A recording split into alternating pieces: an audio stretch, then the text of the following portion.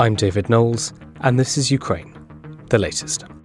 Today, as temperatures in Kyiv drop below freezing, we discuss Russian war crimes, the EU's new assistance package to Ukraine, and the memory and legacy of Euromaidan, which started just over 9 years ago. This hideous and barbaric venture of Vladimir Putin must end in failure. Putin's war in Ukraine has destabilized energy markets the world over. Nobody's going to break us. We're strong. We're Ukrainians. Every weekday afternoon, we sit down with leading journalists from the Telegraph's London newsroom and our teams reporting on the ground to bring you the latest news and analysis on the war in Ukraine. It's Tuesday, the 22nd of November, day 272. And today, I'm joined by Associate Editor Dominic Nichols, Assistant Comment Editor Francis Durnley, and Ukrainian writer and, since 2022, war crimes researcher, Victoria Amelina. I started by asking Dom for the major developments over the past 24 hours.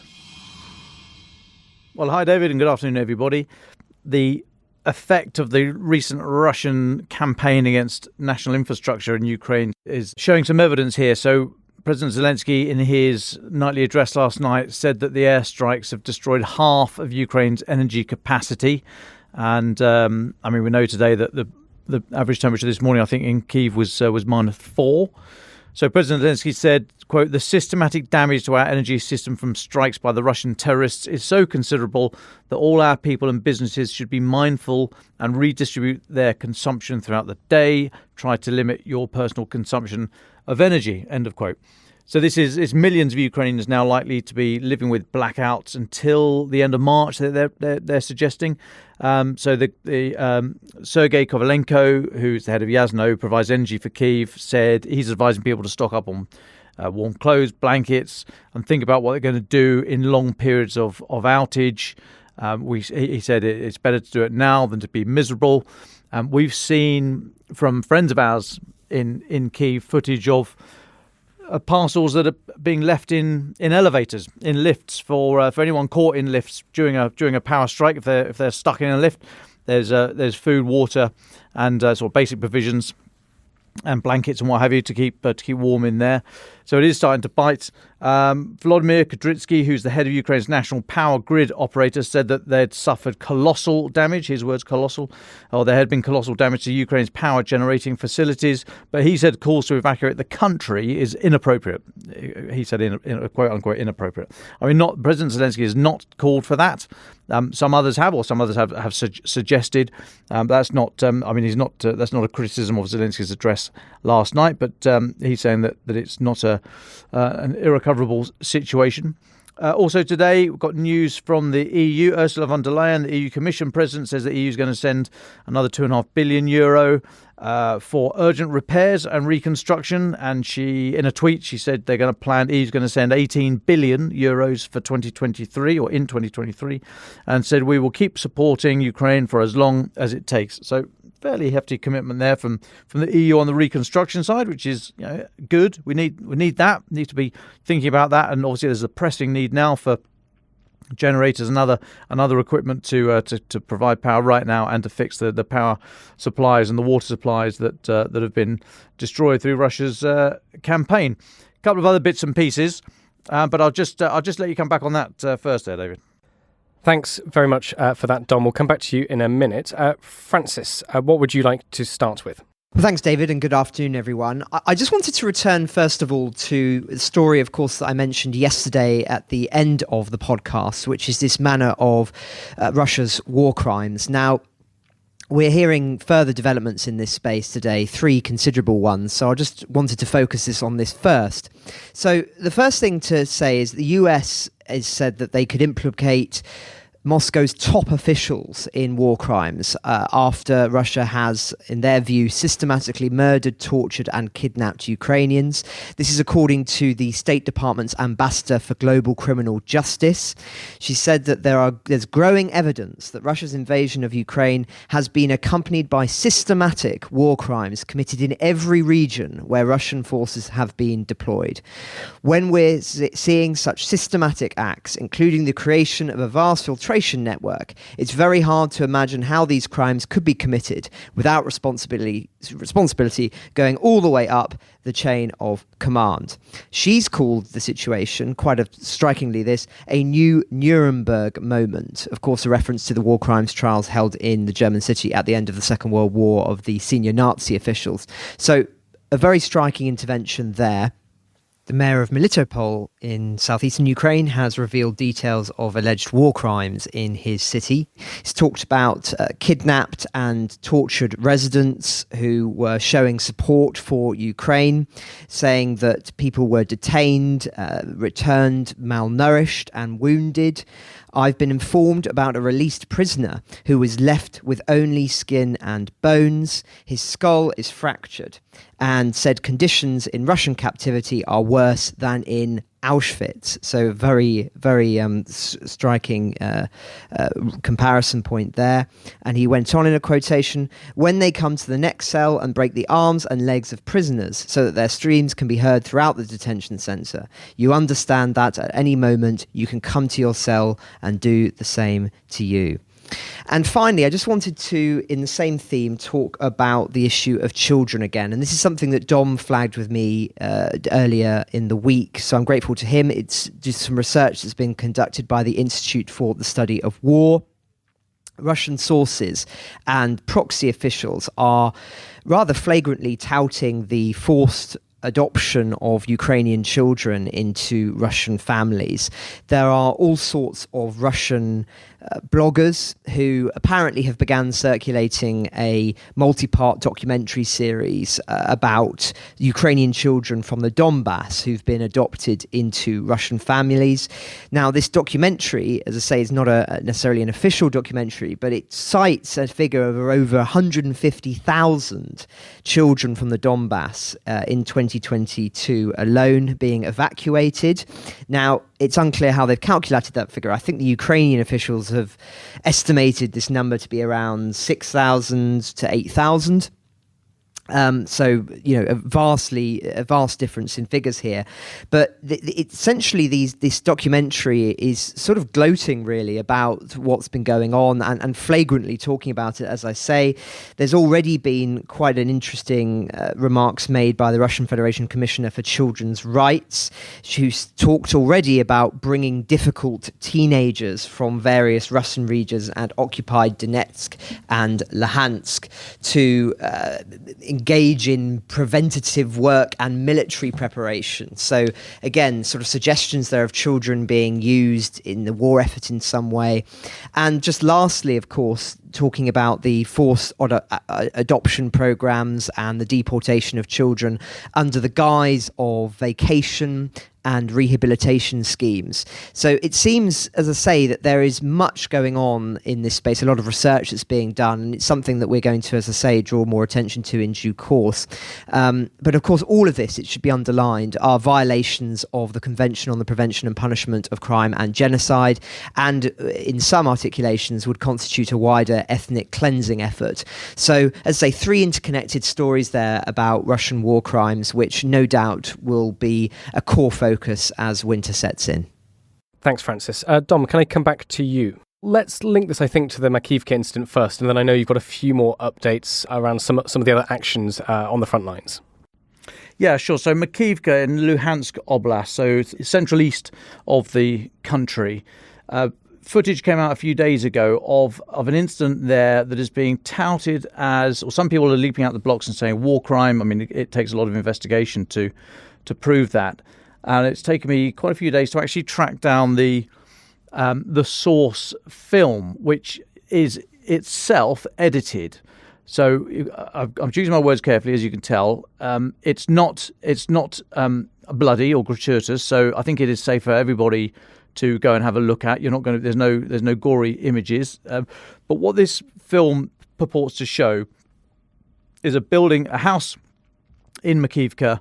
With there's an outbuilding and there's a lot of mess and rubble and rubbish and the stuff that happens in warfare all over the I think it's the garden of the house. There's a child's toy there, so it's quite clearly not just open ground. It's all to do with these premises, and the film seems to be from. I don't think the angle is from a head-mounted camera because of the aspect you see of other soldiers there. So it might be chest-mounted. It might even be someone holding a mobile phone, although I think that's very unlikely because the situation here is a group of Ukrainian soldiers who are receiving Russian people who wish no longer to take part in hostilities. Right? Again, you can tell I'm being very careful with my language because I'm not saying prisoners or people surrendering or anything like this. However, we do see the film starts. You see a Ukrainian soldier lying in the prone position, so lying down on the ground, which I'll come back to later about what he may or may not have been able to see and the angle that he could fire at. And he's manning a belt-fed heavy machine gun, bipod mounted, and he is about the camera pans around. He's around 20 feet away from a small outbuilding, out of which we think, because the film starts sort of some way into this incident, a number of Russian people have come out, hands above them, no sign of weapons, clearly seemingly wishing to either surrender or take no further part in hostilities, and they are brought out. They are called out sort of one at a time, and they're made to lie down in a group. And we see about 9 servicemen, and the film, like I say, it shows the last one of these men come out and lie down. The camera sort of pans around a bit because whoever's holding it is moving about. There's at least one other serviceman in this courtyard, although he seems quite relaxed. No, he's not got his weapon in the shoulder. He's not aiming it at the individuals. He's got it in a fairly relaxed position. He's sort of pointing it at the ground almost. He's holding it correctly, but it's not in a firing position, which is a bit surprising to me. But if we see, as I say, about 9 people on the ground, and that we watch the last one come out and lie down, then this process might have gone on for a couple of minutes. So this is clearly not in the heat of battle. We can't hear any other sounds of battle. There's no other sights. Nothing happening. No other weapons, grenades going off, anything like that. So maybe the guy's relaxed. I wish he shouldn't have done, in my view, but there we go. So the atmosphere is tense but controlled, and then another figure comes out of the outbuilding from which the previous person we saw, and we can assume the other 7 or 8 came from.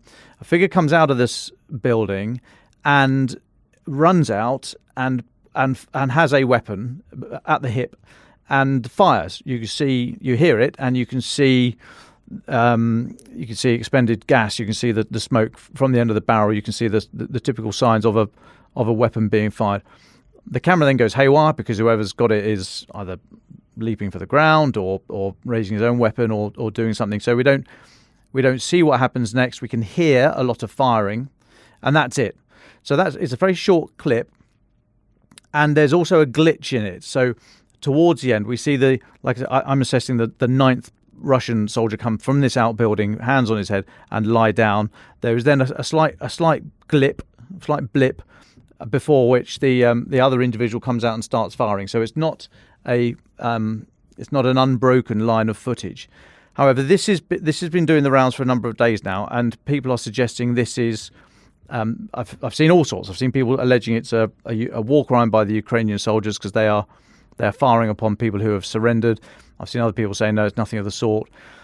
I mean, it is, I think, for us, away from the moment and with no access to contemporaneous accounts from the individuals or the full footage or maybe any other footage that was taken nearby and any other technical means, it's I would suggest impossible for us to say exactly what happened, and even if you can be worse than impossible to pronounce judgment and say this was a war crime in any way. What I would say, though, as a former soldier, is that this period of military activity, when one side or an individual or group wishes no longer to take part in hostilities and make that belief known to the other side, is one of the riskiest, for both sides, one of the riskiest episodes of military activity, and it is fraught with danger, and it needs to be very, very, very tightly controlled. Now, if you are hors de combat, if you're no longer a part of hostilities, if you've made it clear that you are not a threat and you do not intend to be a threat, then you are covered by the Geneva Convention, and you're afforded all the rights and the protections therein. However, at what point that starts is the bit that will be debated. So this individual that came out of the outbuilding and then fired upon the Ukrainian soldiers. The Ukrainian soldiers there are perfectly within their rights to fire back in not only in self-defense but in war. You could argue that the action is still going on. Whatever this attack was, it is still going on if both sides are willing to trade rounds. So if as what is being suggested, that the Ukrainian soldiers opened fire and a lot of the Russian soldiers on the ground were killed, that does not in and of itself suggest that they were hors de combat. I mean, they have not been searched at this point. We don't know if they have any weapons. We don't know what their status is. We just know that at that point, clearly they are not offering an immediate threat because they are lying down, they've got their hands behind their heads. However, who knows if they've got any concealed weapons? We do not know that. All we know that there is one individual who fires upon the Ukrainian soldiers. Now, I think, and again, I'm not pronouncing judgment here, but for a soldier, and I'm presuming it's the guy on the ground with the heavy machine gun, if he fires back, then these are not sniper rifles. The rounds are going to go in what's called a beaten zone, as in a grouping, an area, usually hundreds of meters away. But they don't. What I'm saying is they don't all come out the barrel like a laser dot, and each round follows the other one. They are, to a very small degree, sprayed around a little bit. That's what they're designed to do. It's not quite an area weapon. That's more, that terminology is used more with artillery, but it's certainly not it's not a sniper rifle.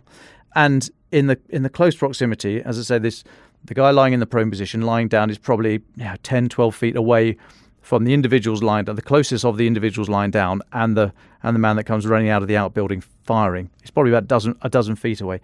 So, a heavy machine gun, albeit stabilized with a bipod, it's not the most stable platform, and these rounds are going to go all over the place. And so if that has caused injuries and fatalities, the suggestion is that is what has caused the injuries and fatalities. I think it would be very difficult to say that this was murder. This was a deliberate killing and murder. I mean, clearly there's a threat because there's an individual firing at the Ukrainian soldiers. The status of all the individuals is not known. We don't think they've been searched. It's not evident that they have been searched and processed at that point.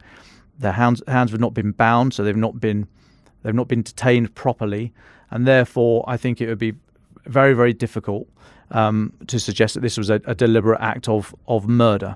I'm not investigating it. I've not seen anything other than what I've seen on social media, and that is open to everybody. You can make your own interpretation of it. But if you do so, I would look into what it means to be a threat, and what it means to be once you've relinquished your position as a fighting soldier. Okay, because it's very important to know what status you are, and in those first few moments after capture, it is fraught with difficulty. I mean, maybe we don't know if this guy was part of the unit. He probably was if he came from the same building. Other people trying to or explain this from a possible Ukrainian perspective have said, well, it might have all been a plot and this last guy was going to come out blazing. I mean, who knows? It's an extremely risky maneuver if that's what it was.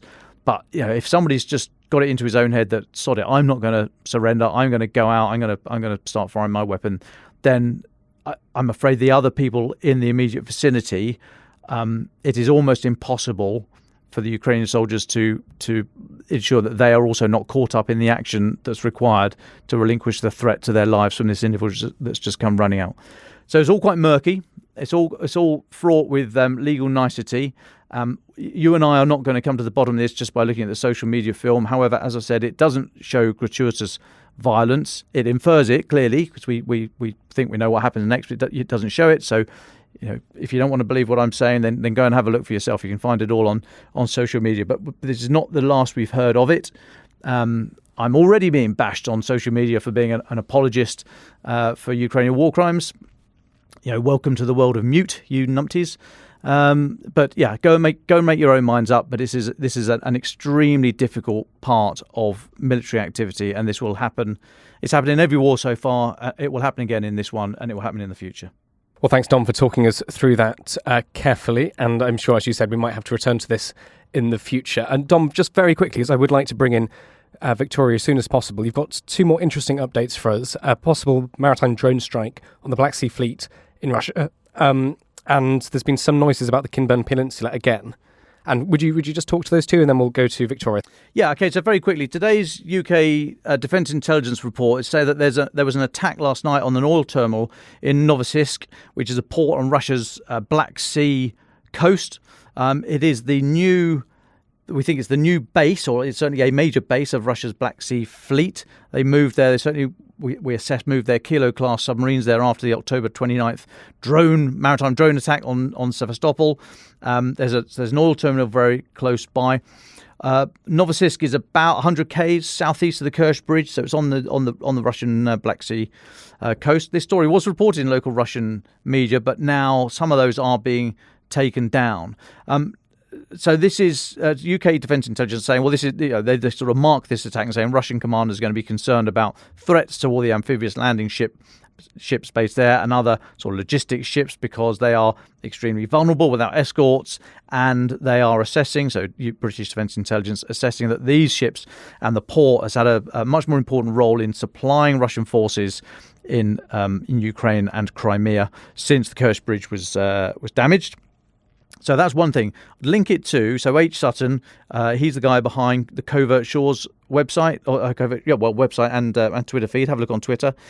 He says, as of last night, did a bit of OSINT, open source intelligence. He says that in Novosibirsk at the moment, there are 3 Rapusha-class landing ships, 1 Ivan Gren-class landing ship, a Grisha 3 class frigate, 2 patrol ships slightly smaller than a frigate, we think sort of corvette size, a massive logistics ship, and at least 1 Kilo class sub. And the Kilo class subs are those that are able to fire the Caliber cruise missiles into Ukraine. He also said, H. Sutton said that for a few weeks now, basically since the maritime drone attack on Sevastopol, Russian ships and submarines have had to be escorted by fast boats for their own protection. He's got some satellite imagery from November the 20th that shows this. Now, this is really interesting. Okay, so Novosibirsk is nearly 700 k's from Odessa. It's much further from Ukraine-held territory than Sevastopol. Up to now, it's been regarded as well out of range of Ukrainian attacks. So what? Right. So if this is Ukraine either using these maritime drones, you may remember we put an image up, or basically H. Sutton was the first one to break this news, about canoe-sized weapons with a camera and GPS, and we think they've got some sort of large warhead in the front. If this is a new threat to the Russian Black Sea Fleet in their new base, then this is really pushing the sea denial aspect of the war in Russia's face, and it is pushing out sea denial through innovation and with minimal risk to Ukraine if they're using drones. So it reduces the threat to Odessa and the whole of the south coast of Ukraine. It reduces the risk to the Black Sea coasts of Kherson Oblast and Crimea. And if Ukraine are able to really nullify the threat from the Black Sea Fleet, that is a major win. If they also put in the minds of the Black Sea Fleet that you're vulnerable anywhere you go because these things can reach you, that is another win. And if they're able to start knocking out oil facilities and fuel in what is now the Black Sea Fleet's home, then that's starting to hit their infrastructure as well. I think it's a fascinating area of this war, and one to watch closely. The other point that you mentioned there, David, about the Kinburn Peninsula, which is the spit of land in Kherson Oblast that sort of leads up into the almost south of Mykolaiv. There are reports that Ukraine have got forces on there and are trying to sort of push in from the west, push into Kherson Oblast from the west, which is a way of getting over the Dnipro River rather than trying to go over the river from Kherson city in some form of kind of opposed river crossing, which would just be horrific and likely not work.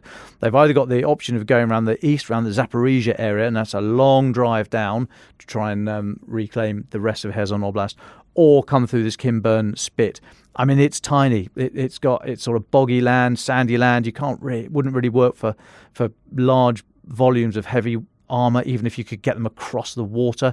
But it might work for electronic warfare teams, special forces teams, drone operators, etc., because there's a number of buildings, dwellings along the top of the coast there, so there is accommodation there. There's relative safety. There's overhead protection, so you're covered from view and fire, so on and so forth. It could work as some sort of base for that type of activity.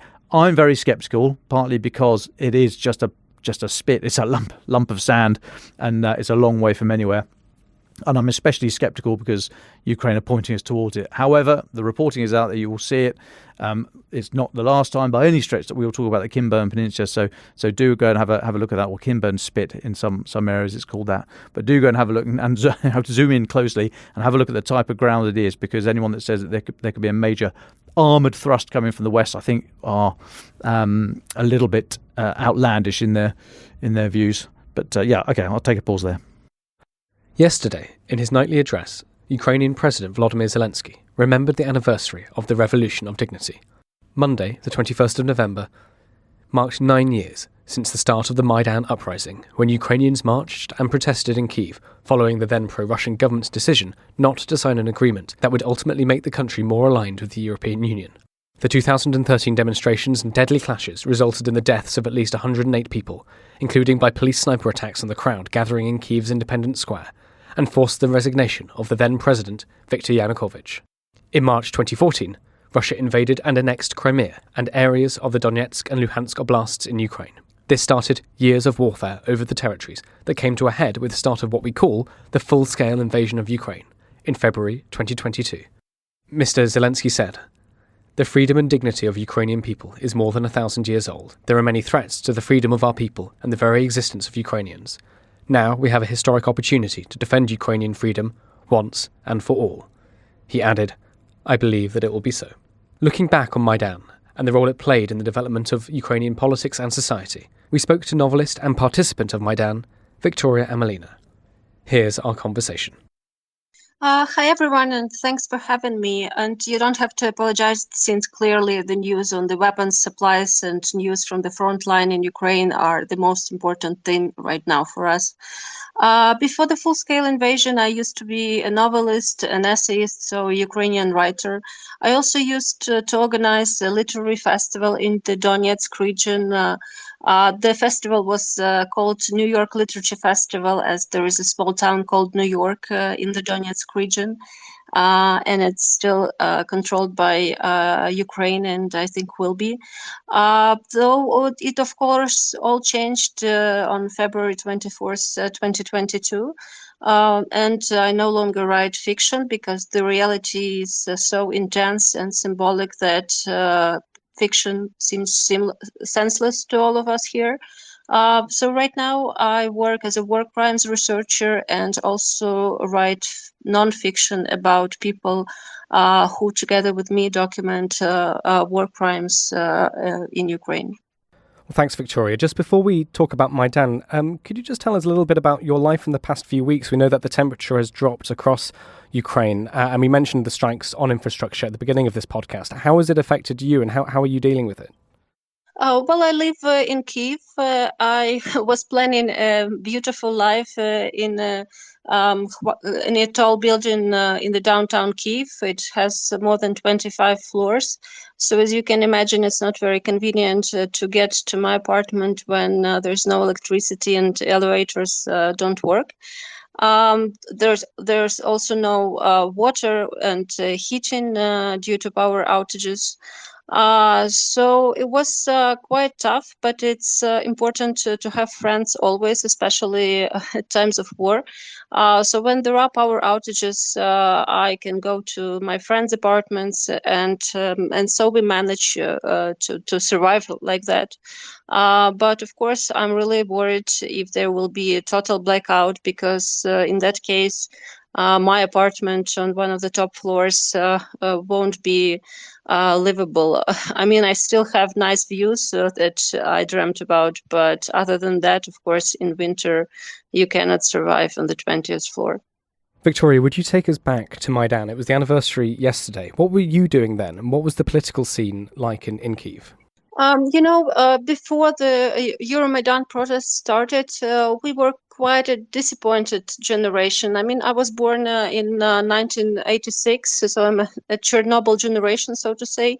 And we were disappointed because after the revolution of 2004, the so-called Orange Revolution, changes didn't really come. The presidency of Viktor Yushchenko was quite bleak, and this led to Viktor Yanukovych, a gangster-like, or actually he was a gangster, president to come to power. So we were really disappointed by that.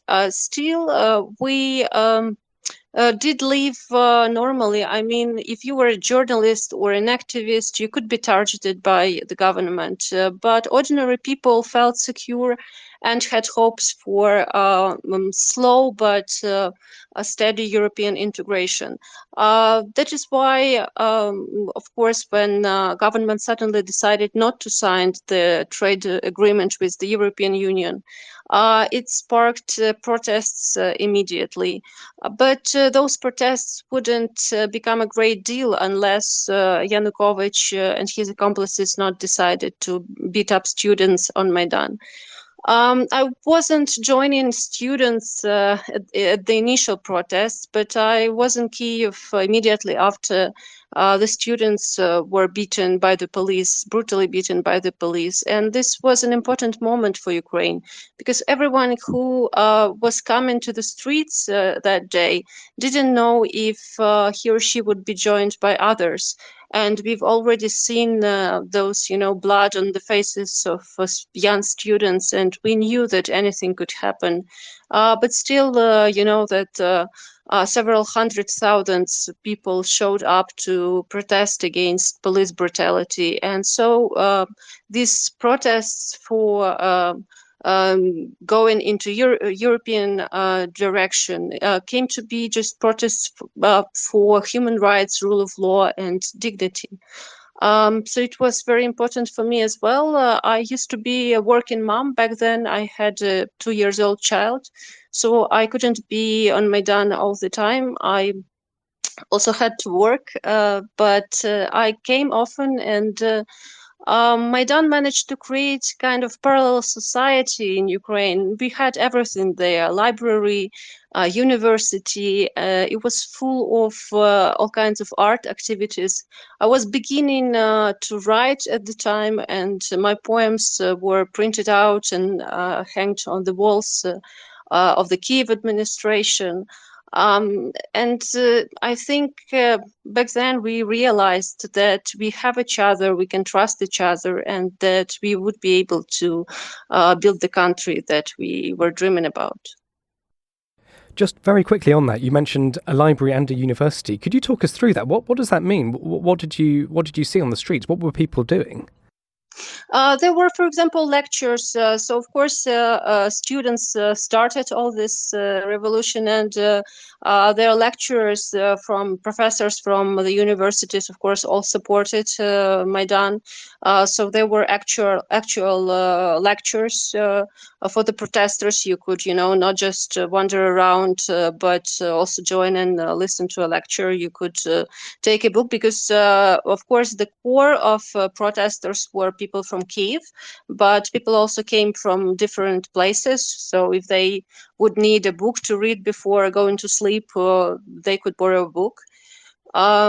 So we had kitchens. So I mean, all the processes you would have on the state level, they were present on Maidan, and they were all done, voluntarily. And this is why it was so unique and warm. Victoria, you wrote your first novel about Euromaidan. What happens in it? What inspired you to write it? Basically, my novel isn't so, uplifting as I'm now talking about Maidan, because I wrote it after seeing how people reacted to a movie about the Arab Spring shown on Maidan.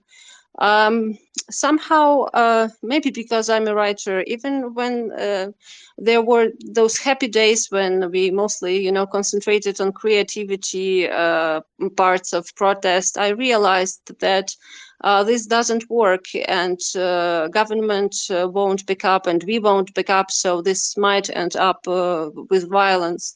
But when the city about Arab Spring was shown, some Ukrainians told that, this we wouldn't end up with such a violence because we are Europeans, we are different. They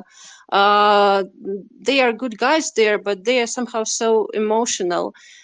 So not everyone understood that basically we are all human, and Arab Spring could have been just like us, but they had different situations. And at that time, I realized that I have to write about a person who first lives through the Arab Spring and knows how it is from the inside, and then is really skeptical about joining the protests in his country, in Ukraine, but eventually does join. So I was kind of connecting both those moments. And of course, my novel, which is called Fall Syndrome, is also about growing up. The protagonist learns to understand others, both people who are really far away, like the protesters of the Arab Spring, and people next to him. He learns how to trust his fellow Ukrainians. I've got two big questions for you, Victoria. How do you think Euromaidan changed Ukrainian society? And also, how did it change you? Well, it changed me, and I will talk about that because I think this was quite similar for all of us. It gave me a chance to reflect on my own family history and my identity. I grew up in the western part of Ukraine, in Lviv, but I grew up speaking Russian, surrounded by all things Russian, and thinking that somehow, being Ukrainian is nice, but this is something, not important. And Ukrainians were always depicted as someone funny in Russian movies, Russian literature. So we didn't think about ourselves as of people capable of achieving something, of being strong and powerful. And suddenly we were successful at Maidan. Suddenly we saw each other and we were proud of each other, and we took responsibility for our country. So it was a moment when I realized that, for example, my grandfathers were speaking Ukrainian, but somehow I speak Russian, and I decided to switch to speaking Ukrainian. But although it wasn't about ethnicity, of course, I mean, one of my grandmothers is Russian, but it was about realizing that we are Ukraine and who we are, and that we have each other, and thus can build a country together. Just sort of connected to that, I've just got two more questions before. I know Dom and Francis are also listening and might have a few as well. But looking forward from Maidan, what would you want our listeners to understand from your perspective about Ukraine's political journey, from Maidan to 2022? How has it changed? I think we are going back home.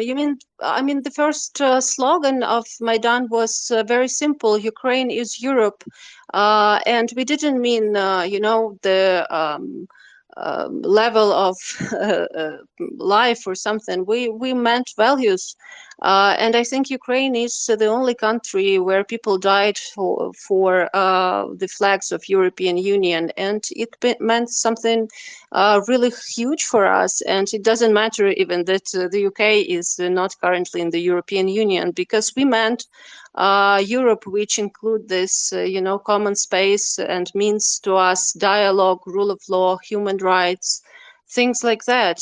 And Ukraine is all about that right now. Perhaps we were quite naive before. In the 90s, when the Soviet Union collapsed, we expected that instantly our life would be like in the Western movies. Like we would have a better way of life. But of course, this didn't happen, and we didn't realize why. But finally, we got to this level where we realized that values are important, and if our values are are right, if we are for rule of law, human rights, dignity, then this will change our lives. And these things are really important. I also like how a Yale professor, Marcy Shore, says that before Maidan, there was no dignity because you could buy anything. There was this corruption, of course, which we all hated. And Kant says that dignity is when you cannot buy something, then this thing has dignity. And we couldn't be, paid off to go away from Maidan, and we couldn't be paid off to now give up our territories and our people to Russia, because we have dignity. Well, thank you, Victoria. Yes, I mean, I'm just remembering when Dom and I were in Kyiv in July, we did go to Maidan. It's an incredibly moving place. Final question from me, if that's all right. You mentioned that you now work as a war crimes researcher. Could you just give us an idea of what that involves? What do you do day to day?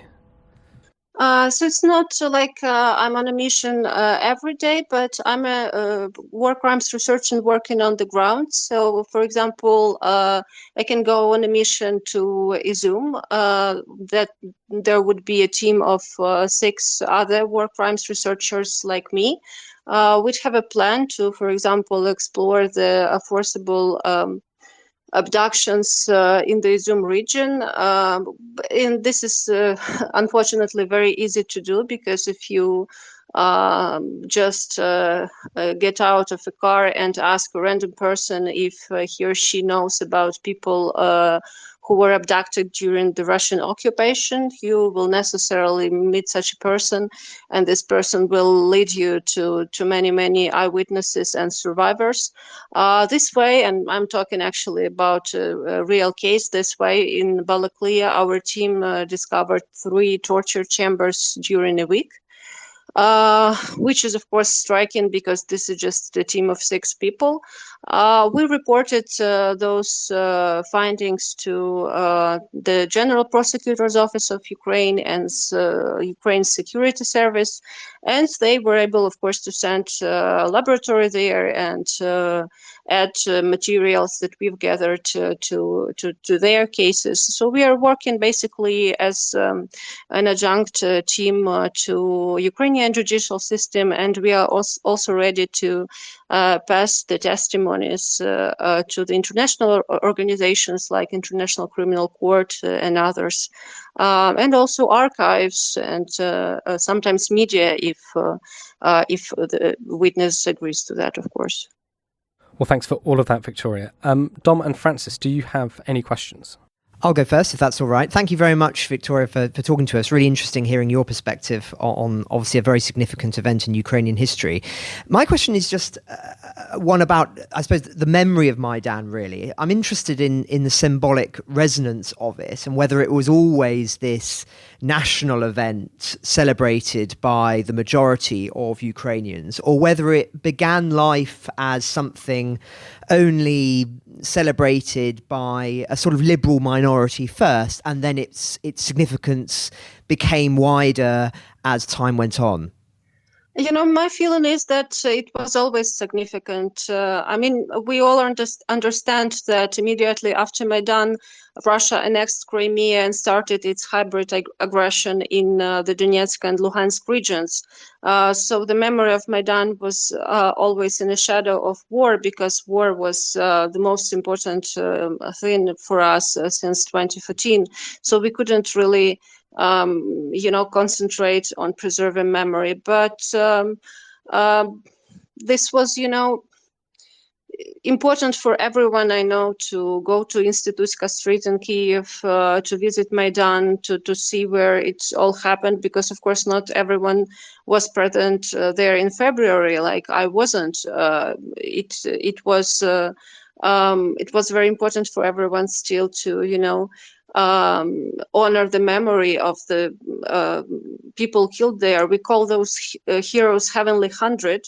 And 100, this naming of the unit goes back to Cossack times, so that this is why it's Heavenly 100, not because it's exactly 100 people. Unfortunately, there is more. obviously, there were people who had other views, who were anti-Maidan, and they would not, of course, honor the memory. But I don't know. This is okay. This is a society that is free, and everyone can have their views.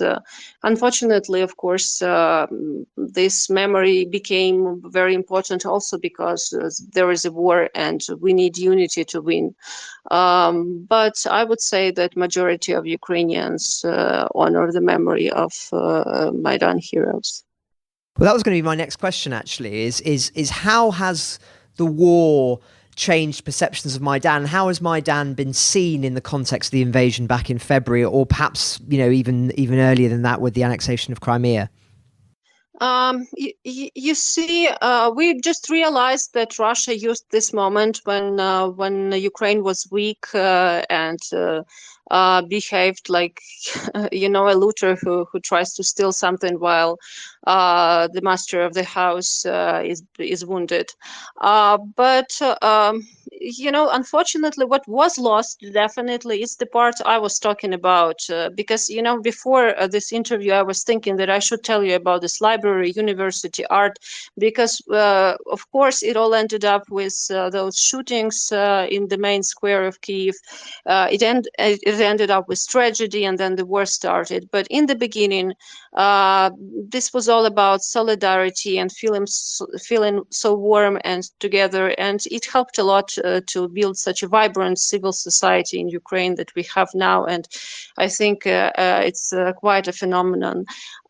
So I think this is the missing part. And basically, I'm even glad that I wrote and dared to publish my fall syndrome novel in 2013. I mean, immediately after the revolution, because I wouldn't be able to write about the revolution of dignity in the same way now.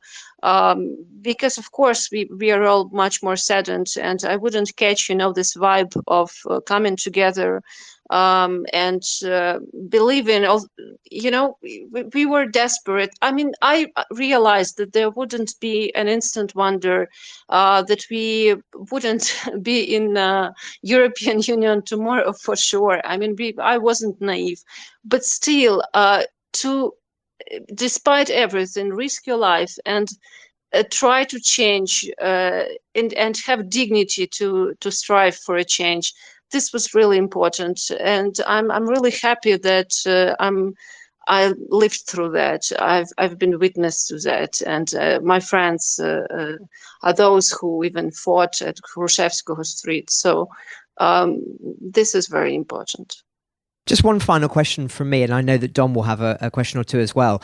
This is just related, you talked about your novel there, and I'm just very interested in your perspective on the present state of Ukrainian culture following the invasion and what you expect to see from Ukrainian literature and Ukrainian culture after the war.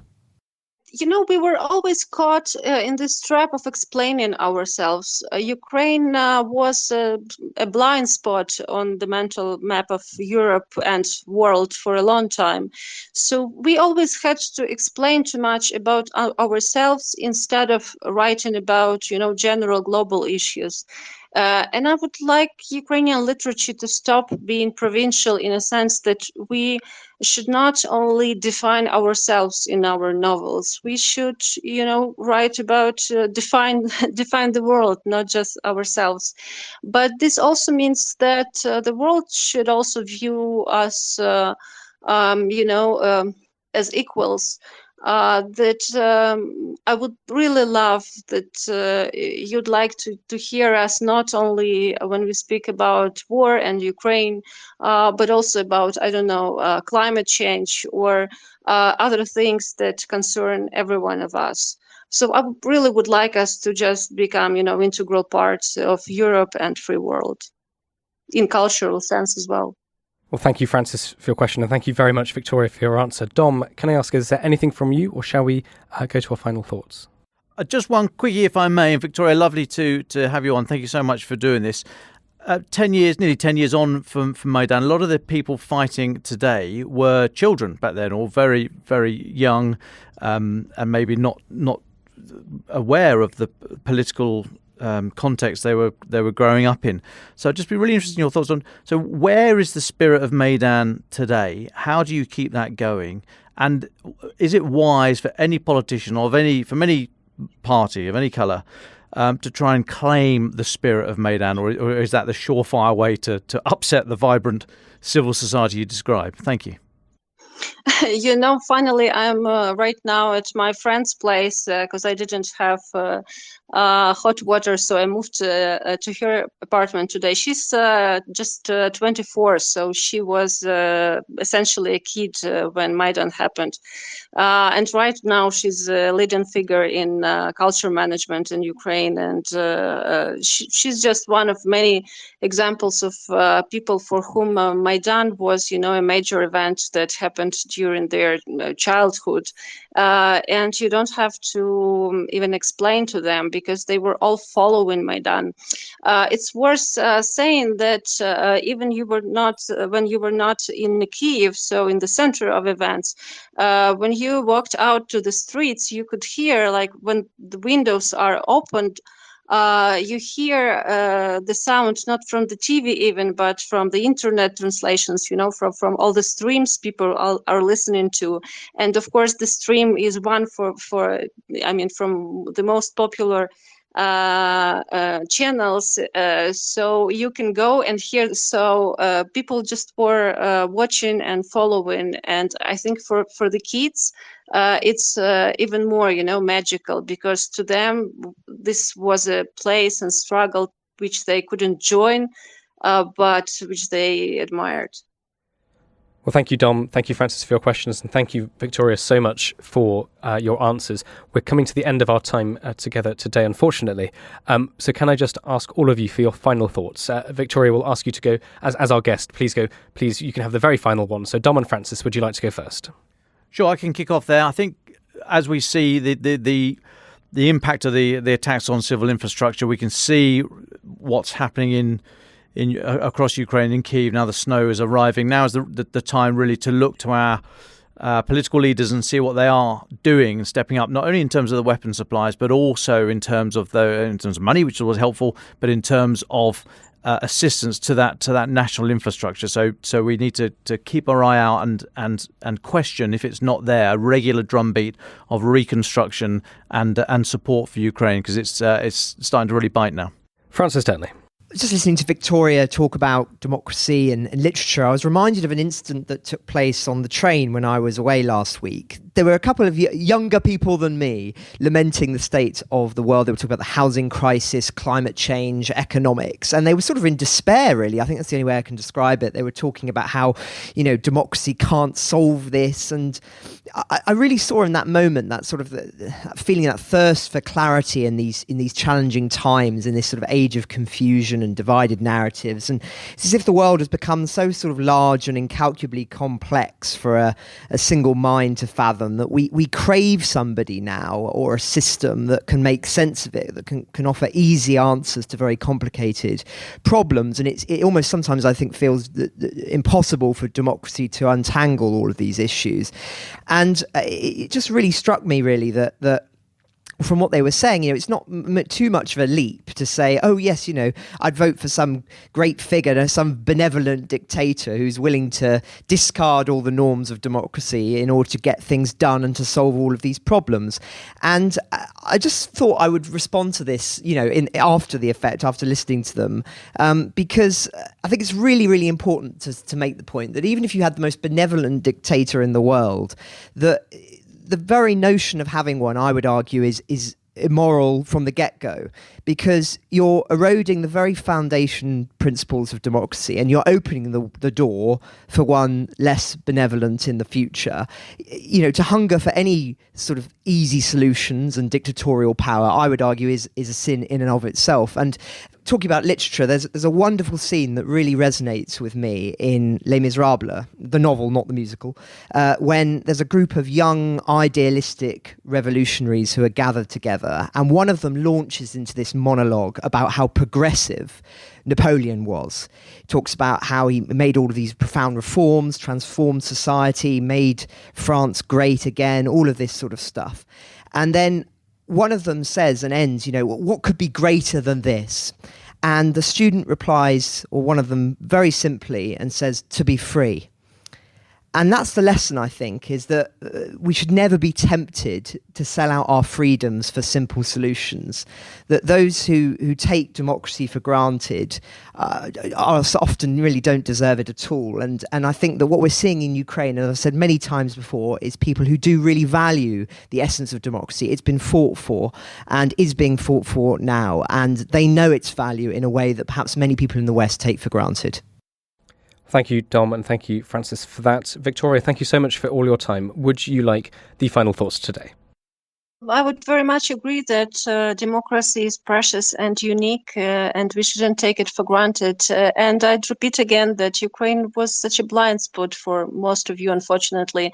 And now you see us, but you mostly see us in a struggle. But we're not only about war, we are about art, science, IT startups, having fun.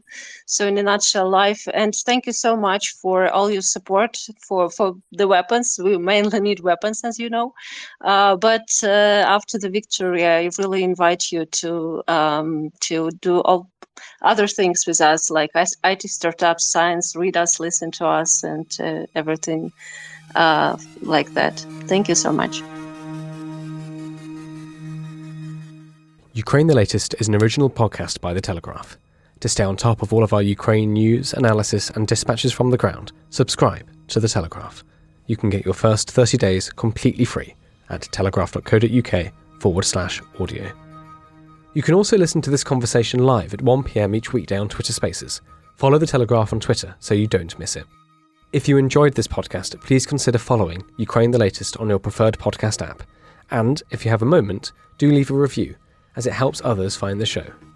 To our listeners on YouTube, for reasons beyond our control, there's sometimes a delay between broadcast and upload, so if you do want to hear an episode as soon as possible, it's available on your podcast apps. Please search for Ukraine the Latest on Spotify, Apple Podcasts, or your preferred app, and check out the Ukraine page on the Telegraph website. As ever, you can get in touch directly to ask questions or give comments by emailing podcasts@telegraph.co.uk. We do read every message. We are especially interested to hear where you are listening from around the world. Ukraine the Latest is produced by Louisa Wells and Giles Gear, and on Twitter, Jaden Irving.